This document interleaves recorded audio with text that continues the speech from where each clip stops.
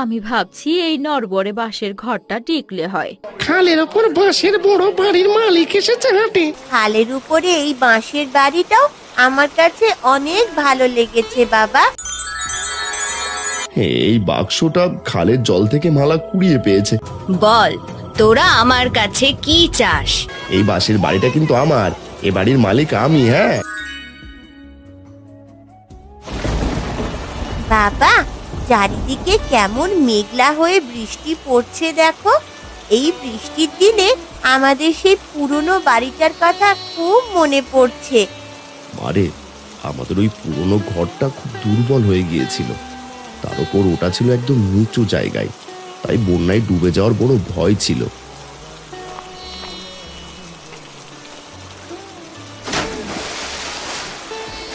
ভালোই করেছো। আর খালের উপরে এই বাঁশের বাড়িটাও আমার কাছে অনেক ভালো লেগেছে বাবা। হ্যাঁ রে মা, বন্যার হাত থেকে বাঁচতেই তো কষ্ট করে এই খালের ওপরে নড়বড়ে বাঁশের বাড়িটা বানালাম। অন্তত এবার বানের জলে আমাদের ঘরটা ডুবে যাবে না। বাপ বেটির কথা শেষ হলে ঘরে চলে আসো, আর মাছ ধরতে হবে না। এভাবে ভিজলে অসুস্থ হয়ে পড়বে যে। হ্যাঁ আসছি। এই নাও, মাছগুলো কেটে ভালো করে ঝোল রাঁধো তো, রাতে জমিয়ে খাবো। বাহ, খাল থেকে কত সুন্দর সুন্দর মাছ পেয়েছো বাবা। বাঁশের ঘরে মাছের ঝোল বেশ জমবে কিন্তু।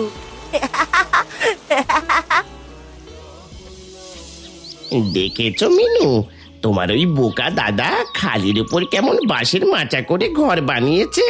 সারা গায়ের মানুষ ওর এই পাগলামি দেখে হাসাহাসি করছে। ঠিক বলেছ গো, একেবারে আস্ত একটা বোকা ওটা। খালের ওপর নাকি আবার ঘর হয়, একটা বড় ঝড় আসলেই কাঁপতে কাঁপতে ভেঙে পড়বে। যত যাই বলো মিনু, মাঝে মাঝে ভাবি ঠিক কাজই করেছে। ওদের ভিটেতে জল উঠেছে, আমাদের ভিটেতে উঠলো বলে। তোমার কথাবার্তা কিচ্ছু বুঝি না। তার পক্ষে কথা বলো না তার বদনাম করো, বোঝা বড় দায়। ওরে বেটা থাম, কখন ধরে ডাকাডাকি করছিস, কানটা একদম ছানা বড়া করে ফেললি। ওরে আর বকে কি হবে? আমার মনে হয় গায়ে কোনো বিপদ হতে চলেছে রে হরি। আপনারাও না ওসব আগেকার মানুষ বলতো, এখন এসব কেউ বিশ্বাস করে না কাকা। সত্যি হতো বলেই মানুষ বলতো, আমার কথা মিলিয়ে নিস। এভাবে বেশ কিছুদিন কেটে যায়। হঠাৎ একদিন বিকেলবেলা আকাশ কালো করে প্রচণ্ড ঝড় বৃষ্টি শুরু হয়। ঝড় বৃষ্টির কারণে খালের জল গ্রামে আসতে শুরু করে। আশেপাশের অনেকেরই ঘরে জল উঠে যায়। ওরে বাবা রে, এ কি কাণ্ড! এই ঝড় বৃষ্টিতে চারিদিকে এমন বন্যা শুরু হয়ে গেল যে আমাদের ঘরের ভেতর জল ঢুকতে শুরু করেছে।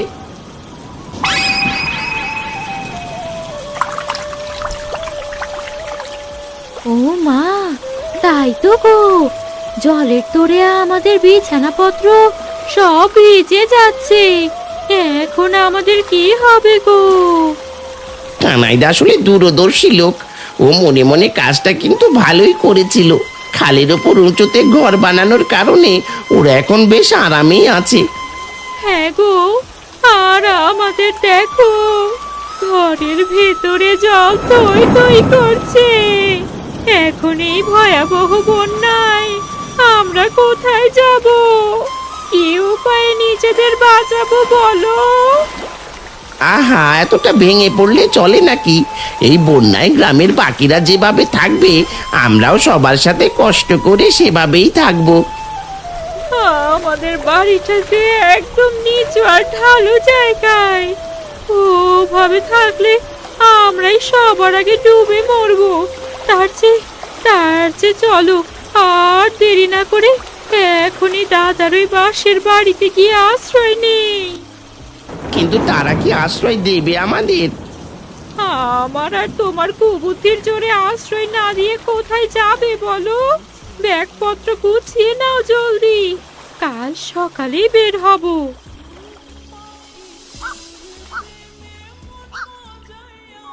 কই গো, বাজারে থলেটা দাও, সকাল সকাল কিছু বাজার করে আনি। আনছি গো আনছি। দুদিন যা ঝড় হলো, আমি ভাবছি এই নড়বড়ে বাঁশের ঘরটা টিকলে হয়। এত চিন্তা করো না তো, কিচ্ছু হবে না। আর হলেও আবার নতুন করে তৈরি করব। ও দাদা, ও বৌদি, আমাদের নিচু ঘর বাড়ি সব বন্যায় ভেসে গেছে গো। আমরা এখন ঘর ছাড়া, দয়া করে আমাদের একটু আশ্রয় দাও। আরে মিনু, যোগু, তোদের কাপড় দেখে এখনো ভেজা, মনের মধ্যে কোনো দ্বিধা না রেখে তাড়াতাড়ি ঘরের ভেতরে আয়। তোমরা হাত মুখ মুছে নাও। আমাদের এই খালের ওপরের ঘরটা ছোট হলেও আমরা সবাই মিলেমিশে কষ্ট করে ঠিকই কাটিয়ে দিতে পারবো। বাহ, এই ঘরটা খালের উপরে হলেও বেশ উঁচুতে আর নিরাপদ আছে দেখছি। বন্যার জল তো এখানে ছোঁয়াও পাবি না, জায়গাটা বেশ খাসা। হ্যাঁ বৌদি, আমাদের নিজেদের বলতে তো আর কোনো বাড়ি ঘর রইলো না, তাই আমরা পাকাপাকি ভাবেই তোমাদের এই বাড়িতে থাকার জন্য চলে এলাম। এই ঠিকই বলেছে তোমার বোন কানাইদা, এই বন্যায় আমাদের সব শেষ, তাই এখন থেকে আমরা তোমাদের সাথেই এই বাড়িতে স্থায়ীভাবে। শুনে যাও, ওদের তো থাকতে দিলে ভালো কথা মনে করে, কিন্তু ওদের মনে আবার কুবুদ্ধি নেই তো। চুপ কর মা, ওরা তোর পিসি আর পিসে মশাই বিপদে পড়ে এসেছে। আমাদের নিজেদের যতই কষ্ট হোক, ওদের তো আর তাড়িয়ে দেওয়া যায় না। দেখা যাক গল্পের মোড় কোথায় গিয়ে ঘোরে।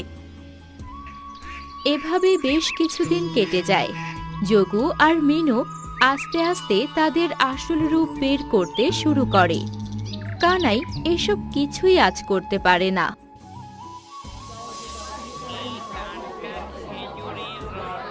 ও কানাইদা, এই যে এদিকে এসো, টাটকা রুই আছে, কম দামে দিয়ে দেব। তা টাটকা হবে তো? তোমরা তো আবার দুদিন আগের মাছও বিক্রি করতে নিয়ে আসো। কি যে বলো কানাইদা, বানের জলে ধরা এগুলো একদম টাটকা।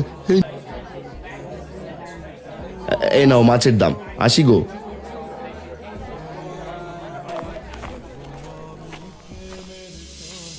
ও বৌদি, সকাল থেকে বসে আছি, এখনো এক কাপ চাও জুটলো না, নাকি তোমরা আমাদের না খাইয়ে মারার পরিকল্পনা করেছো? এই মেয়ে, এই সারাদিন শুধু টোটো করে ঘুরিস কেন? যা রান্নাঘরে গিয়ে তোর মায়ের সাথে বাসনগুলো মেজে খাবার সাজিয়ে নিয়ে আয়।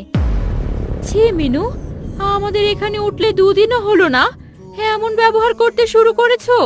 তোমরা পেয়েছোটা কি? হ্যাঁ, আমাদের ঘরে থেকে আমাদের সাথে এমন করছো? বলেছিলাম না মা, ওরা কখনো শোধরানোর নয়। কি হয়েছে, এত চেঁচামেচি কিসের? মালামা, কি হয়েছে রে? দাদা গো, তোমার মেয়ে মালা আর কবিতা বৌদি আমাদের এখান থেকে তাড়ানোর পরিকল্পনা করেছে। আজ হাতে ঝাঁটাও তুলেছে। বিশ্বাস না হয় দেখো, আমার স্বামী না থাকলে অনেক মারতো। ছি কবিতা, বন্যায় ঘরহীন একটা মানুষের সাথে এমন আচরণ করতে পারলে? আমি কখনো ভাবতেও পারিনি তুমি এমন হয়ে যাবে। আর মালা, তুইও।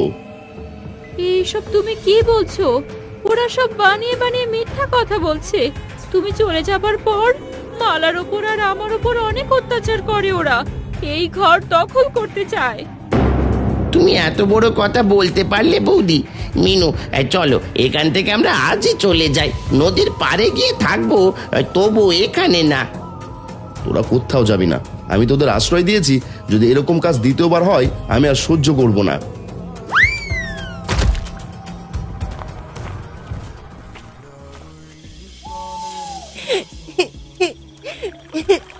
মা বাবা সত্যি কিছু না জেনে ওদের বিশ্বাস করে ফেললো, আমাকে বিশ্বাসও করলো না।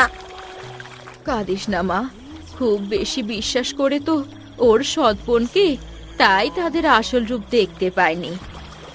হে সৃষ্টিকর্তা, আমার বাবাকে ওদের আসল রূপ দেখিয়ে দাও।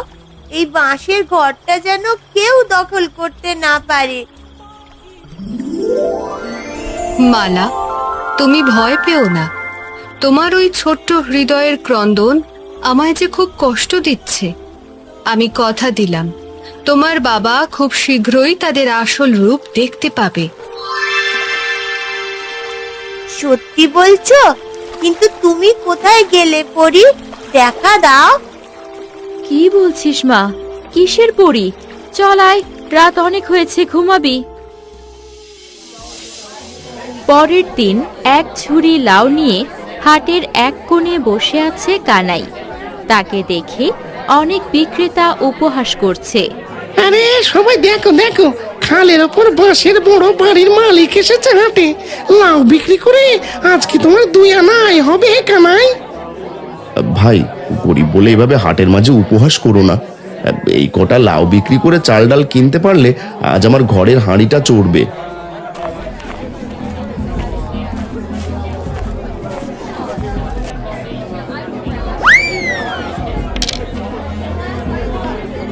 তোমার আর চাল কিনতে হবে না কানাইদা, এই টাকা কটা আমি নিয়ে নিলাম। ঘরে বসে আমরা কি শুধু হাওয়া খাবো নাকি?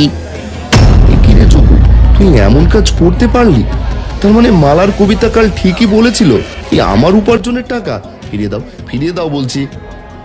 এই যোগুর পকেটে যেটা ওঠে ওটার ফেরত যায় না।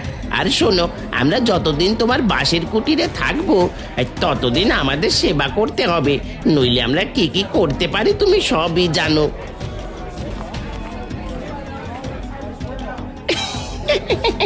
মাঝে মাঝে হাটের মধ্যে এসব তামাশা বেশ ভালোই লাগে।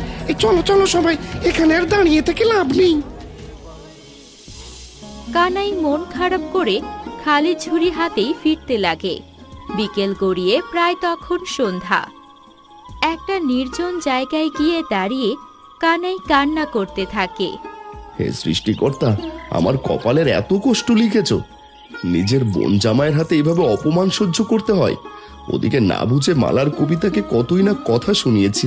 এ পাপ যে আমি নিতে পারছি না। কাঁদছো কেন বাবা? এই পৃথিবীতে অন্ধকারের পরে কিন্তু আলোর দেখা মেলে, তাই কখনো ভেঙে পড়তে নেই। বাবা, আপনি অন্ধ মানুষই আমার মনের কষ্টটা বুঝতে পারলেন, কিন্তু আমার নিজের লোকেরা কেন আমায় বোঝে না। শান্তির খোঁজে খালের পাশে সামান্য কুটির বানিয়ে থাকি, এরপরও কেন এত অশান্তি? বাবা, পৃথিবীতে শান্তি আর অশান্তি দুটো মিলিয়েই যে জীবন। হে দেখো, আমার 2 চোখ অন্ধ, সবও ঠিকই আছে, আর এটা নিয়েই যে বেঁচে আছে। কিন্তু আমার এই চরম অভাব আর লাঞ্ছনা থেকে মুক্তির কি কোনো উপায় নেই বাবা? হবে হবে, একদিন সবই হবে। এখন বাড়ি যা, মা বেটি তোর জন্য অপেক্ষার প্রহর গুনছে। আর কত সহ্য করব মালা, আর কত? যোগু আর মিনুর অত্যাচারে এখন তো দুবেলা দুমুঠো শান্তিতে খাওয়াও আমাদের ভাগ্যে জুটছে না রে। তোর বাবাও তো আমাদের কোনো কথা শোনে না। তুমি আর কেঁদো না মা, আমায় পরি বলেছে বাবা সবই বুঝবে। দেখো, ও ও ওই তো বাবা এসেছে। মারে, হ্যাঁ, আমি আমার ভুল বুঝতে পেরেছি। তোদের ওপর না জেনে অনেক কথা বলেছি, আমায় ক্ষমা কর তোরা। তুমি এসব কি বলছো? দেরিতে হলেও বুঝতে পেরেছো, এটাই অনেক। এখন কি কোনো উপায় নেই এই লোভী দুটোর হাত থেকে বাঁচার? ধৈর্য ধরো কবিতা, নিশ্চয়ই সৃষ্টিকর্তা আমাদের সাথেই আছেন। ও মা, এটা কিসের আলো রে মালা? চারদিকটা কেমন হঠাৎ চাঁদের আলোর চেয়েও অনেক বেশি উজ্জ্বল হয়ে উঠলো। দেখ মা, দেখো দেখো, জোয়ারের জলে ভেসে ভেসে একটা সুন্দর নকশা করা বাক্স আমাদের এই ঘাটের দিকেই চলে আসছে গো। ওরে মালা, ওটা হাত দিয়ে ধরিস না। ওটা কিসের বাক্স কে জানে? এত রাতে এমন অলৌকিক আলো তো আগে কখনো এই খালের জলে দেখিনি।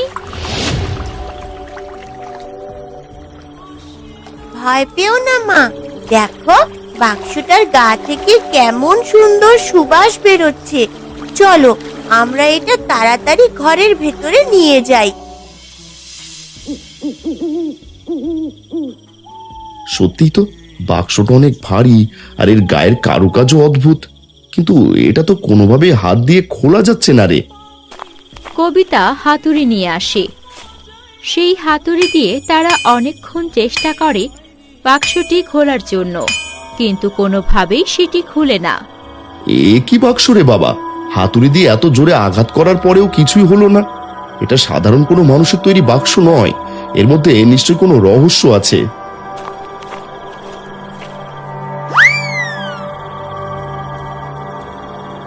ওরে বাবা, এটা কি দেখছি?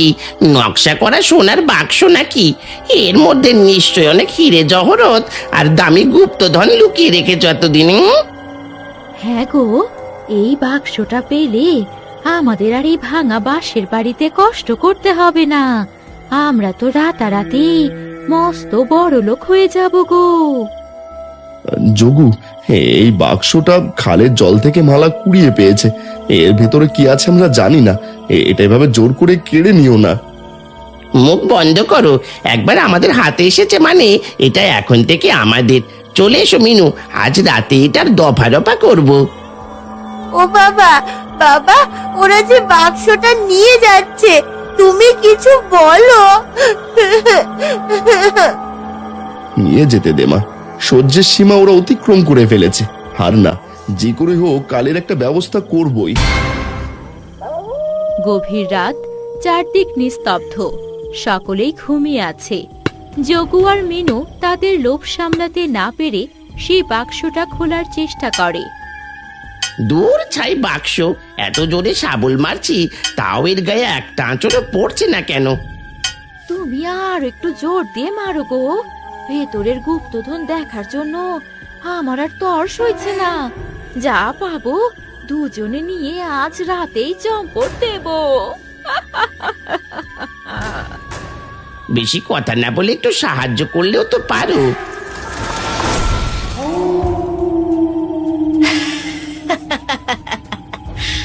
তোরা শান্ত হ, আমি এই রহস্যময় বাক্সের রক্ষক পড়ি। তোদের চরম লোভ আর নিষ্ঠুরতা আমি সব দেখেছি। ওরে বাবা রে, এ তো সাক্ষাৎ পরি গো। আমাদের ক্ষমা করে দাও গো মা, আমাদের কোনো ক্ষতি করো না। হঠাৎ কানাইদের ঘুম ভেঙে যায়। কানাই আর কবিতা পাশের ঘর থেকে অবাক চোখে এ তো কোনো অলৌকিক পরিগো কবিতা, স্বয়ং আমাদের এই বাঁশের ঘরে। কথা না বলে চেয়ে চেয়ে দেখো কি হয়। এই বাক্সটি একটি জাদুর বাক্স। এটি লোভহীন মানুষের মনের আশা পূর্ণ করে। তোরা পেয়েছিস, তার মানে তোদের মনে লোভ নেই। যোগু, মিনু, বল তোরা আমার কাছে কি চাস? এটাই তো চেয়েছিলাম। হে পরিমাতা, আমাদের এই খালের ওপর এক বিশাল রাজপ্রাসাদ বানিয়ে দাও, আর সাথে প্রচুর ধন সম্পদ আর সোনা দানা দাও। কি এত লোভী তোরা? এত লোভী হয়ে কিভাবে বাক্স তোদের হাতে এলো? রাজপ্রাসাদ তো দূর, তোদের এই অন্ধ লোভের শাস্তি স্বরূপ তোদের দুই চোখের দৃষ্টি এখনই কেড়ে নেওয়া হলো। ওগো পরিমাতা, আমাদের ক্ষমা করো। লোভে আমরা যে সত্যি ডুবে গিয়েছিলাম। আমার কাছে লোভীদের কোনো ক্ষমা নেই রে। ভয়ঙ্কর হাসি হেসে পরি তার জাদু বলে যোগু আর মিনুকে অন্ধ করে দেয়। ওরে বাবা রে, যে ঘুটঘুটে অন্ধকার, কিছুই দেখতে পারছি না। ঘাট হয়েছে, আর সোনা দানা চাই না।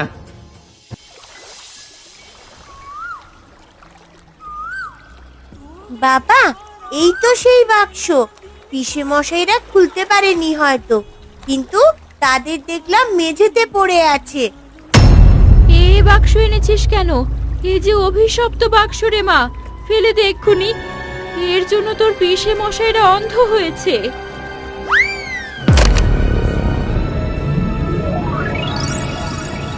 কানাই, কবিতা, তোমরা অত্যন্ত সৎ, দয়ালু আর সরল মনের মানুষ। কাল তোমরা সবই দেখেছো আমি জানি। আর এ বাক্স তোমাদের কাছেই ছিল। এখন বলো কি চাও? ওগো দয়াময়ী পরিমাতা, সম্পদ চায় না, শুধু শান্তিতে বেঁচে থাকার মতো একটু ডাল ভাত আর এই বাঁশের শক্তপুক্ত বাড়িটুকু পেলেই আমরা খুশি। এই লোভী দুনিয়ায় তোমাদের এমন অল্পে সন্তুষ্ট থাকা আর সততা দেখে আমি অত্যন্ত প্রীত হয়েছি। তোমরা সত্যি এই জাদুর বাক্সের আসল পুরস্কার পাওয়ার যোগ্য। আমরা গরিব হতে পারি মা, কিন্তু অন্যের ক্ষতি করে বড়লোক হতে চাই না।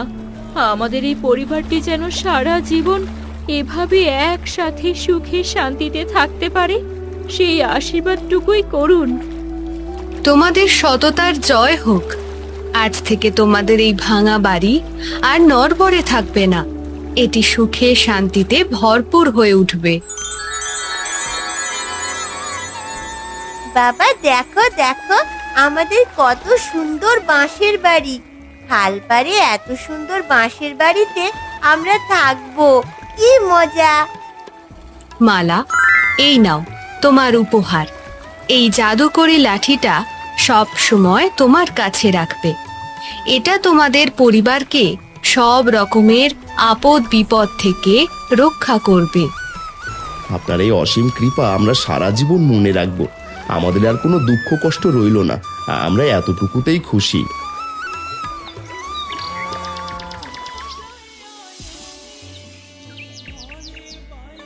ও দাদা, আমাদের পাপার অন্ধ লোভের কারণে আজ আমরা পুরোপুরি অন্ধ হয়ে গেছি।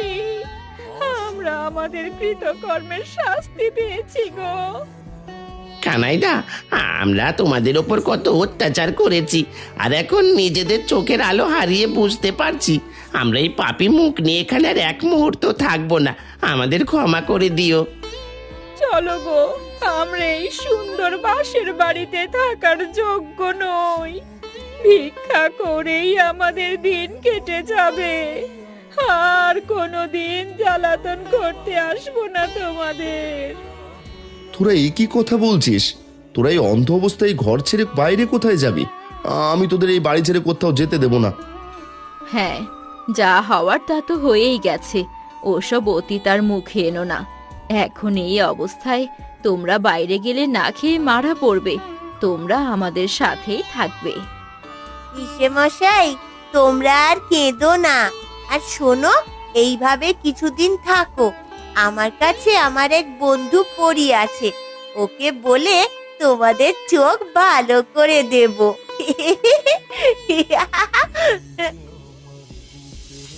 একদিন সকালবেলা বাড়ির উঠানে কবিতা রান্না করছে। পাশে যোগু আর মিনু বসে আছে। তখন সেখানে কানাইয়ের দেখা সেই অন্ধ বুড়োটি লাঠি ভর দিয়ে এগিয়ে আসে। ও বাবা কানাই, বাড়ি আছো নাকি? কটা ভিক্ষা দাও। দাওয়াই বসুন। কবিতা, তাড়াতাড়ি বাবার জন্য জল আর কিছু খাবার নিয়ে এসো তো। বাবা, আপনি এই মাদুরটা এসে বসুন। আমরাও হতভাগা অন্ধ। আপনার মতো মানুষের কষ্টটা এখন আমরা খুব ভালো বুঝতে পারি। তোদের মনের ভেতরের অহংকার আর কুটির লোভ দূর হয়েছে। তোরা শেষমেশ তোদের বড় ভুলগুলো বুঝতে পেরেছিস, এটাই যে বড় কিছু। মালামা, এই জলের বোতলটা নে তো। এটা কিসের বোতল দাদু? আমার আশীর্বাদ ভরা জল আছে। নিশিরাতে বাঁশতলার সামনে গিয়ে যোগু আর মিনুর চোখের ওপর হাত দিয়ে জল ছিটিয়ে দিবে। আমি এখন চলি রে।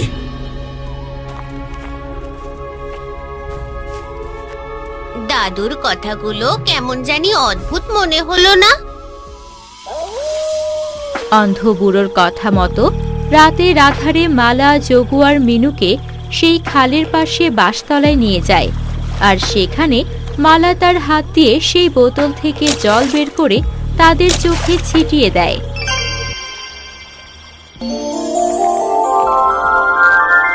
এ কি রে মালা, আমি যে সব আগের মতো দেখতে পাচ্ছি রে।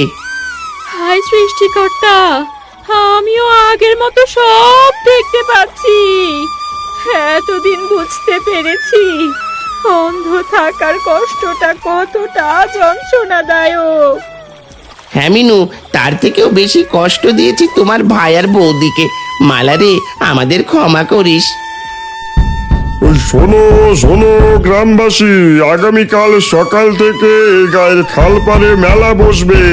মেলায় হরেক রকমের জিনিস বেচা কেনা হবে, সকলেই আমন্ত্রিত। শোনো শোনো শোনো। এ কি শুনছি, এ খালপাড়ে মেলা বসবে? বাহ, তোকে অনেক সুন্দর খেলনা কিনে দেবো রে মালা। বাবা মাকেও খবরটা দিয়ে আসি। পরের দিন কানাইয়ের বাড়ির পাশে মেলা বসেছে। অনেক মানুষ মেলায় এসেছে। হঠাৎ ঝড় বৃষ্টি শুরু হয়। মেলার মানুষেরা কানাইয়ের সেই বাঁশের বাড়ির দিকে এক দৃষ্টিতে চেয়ে থাকে। কি হে বিক্রেতা ভাই, এভাবে চেয়ে কি দেখছো? এই বাঁশের বাড়িটা কিন্তু আমার, এ বাড়ির মালিক আমি। হ্যাঁ, আর লজ্জা দিও না কানাই, আজ বুঝলাম কোনো কিছুকে তুচ্ছ অবজ্ঞা করা উচিত নয়। দেখো, মেলা ছেড়ে সবাই তোমার বাঁশ